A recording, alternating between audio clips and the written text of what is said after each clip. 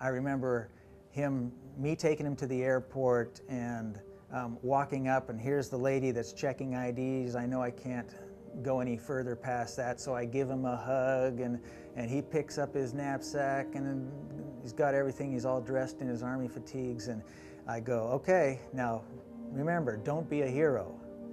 And he kind of looks over his shoulder and says to me, come on, Dad, you know me better than that. And the lady that was checking us, checking his stuff, grins. And I said, okay, just come back to us safe. So she had tears in her, here I go again. She recognized a parent that didn't know how to counsel his son, didn't know what to do other than tell him, hey, come back. So she teared up too. I had to leave right then. It was a devastating Taliban attack, captured in this insurgent-made video. Launched on an eastern Afghanistan outpost, positioned so poorly it was nearly indefensible. Combat Outpost Keating, tucked in a valley surrounded by towering mountains. Up to 400 insurgents used the high ground to stage an overwhelming assault on just 53 U.S. troops. 8 U.S. soldiers were killed that day, the deadliest day for the U.S. in Afghanistan that year. Now there will be a second White House ceremony for the same battle, this time to Sergeant Ty Carter, a member of B Troop 3rd Platoon, nicknamed the Bastards. That morning, Carter had been risking his life running ammo to troops when a sniper pinned down him and 4 others in this Humvee.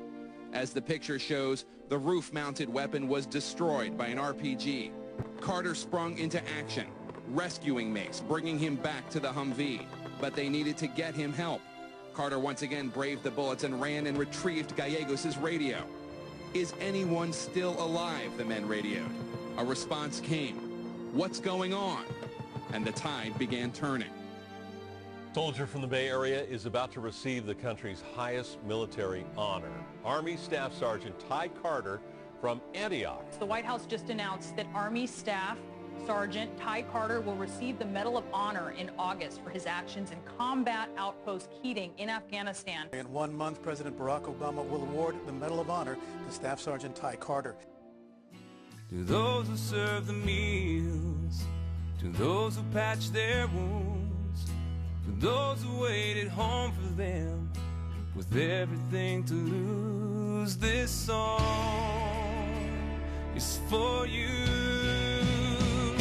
You can't wear it on your chest, but you can feel it in your heart, and I hope it brings you comfort when this world grows dark. Let it echo through the madness, let the message pull you through. This is our Medal of Honor to you. When we'd go camping, he'd show up and he'd have a snake, 5 years old, 6 years old. Yeah, we're camping. He's got a snake wrapped around his arm. How did you know that wasn't going to bite? Oh, it was a friendly snake. A couple of campouts later, he's looking in this cup as he comes walking up to me, and he's got something in there. He says, "Hey, Dad, look." And I'm looking in this cup, just a styrofoam cup. I look down in it, and he goes, "What are those?" I said, "Those are scorpions." He was doing stuff like that all the time.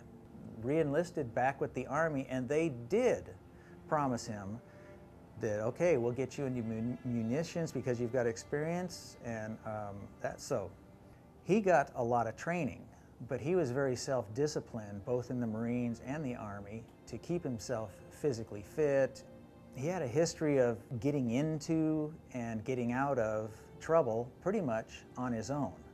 Ty was sitting on the living room sofa, and he had this look on his face like, "Dad, I just got the strangest," and he told me, "I just got the strangest phone call." A couple of seconds later, a man's voice comes across, and I don't remember if Ty said he identified himself, but he says, "Hello, Ty, how are Shannon and the kids?" So apparently somebody had done some research on it, all right? So he says, "I've been reviewing your file about the incident, and I'm going to go ahead and I'm going to approve the bestowal, or whatever word he used, of the Medal of Honor. Right away he knew who this was. He says, then the president says, I'd like to thank you for your service, and I'm really looking forward to meeting you and your family. I'm very proud of him. How does it feel for me? How many dads have had this chance? We got to remember, though, some of those guys didn't come back.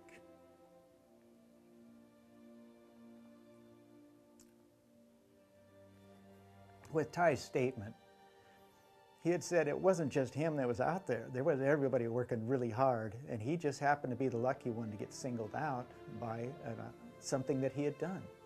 Everybody that was there is the reason why they all survived.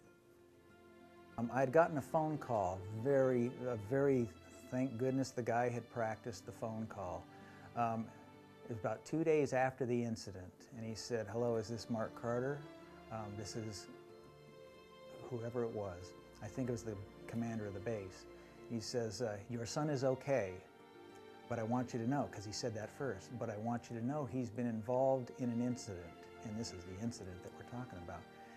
They're already on their way home. They'll be home within a couple of weeks, but we wanted you to hear and know about it from us prior to you hearing about it on the news. And at 2 a.m. they showed up. I was right there. I got to see Ty come in, and he looked like all the 200 or 300 other soldiers that were there. Well, finally, when I picked him out, the look on his face, he was happy to see me. He didn't know I was going to be there. Let Ty, his family, and the community know that there's no way we can thank them enough for the kind of sacrifice and the bravery that they displayed that day, fighting for our American values in a foreign land in very difficult circumstances. Our heart really goes out to you soldiers for that kind of work. Fighting for all of us. It makes me proud. It makes me proud to say he's from Antioch. He's one of us. He's part of our community. And it's a great honor.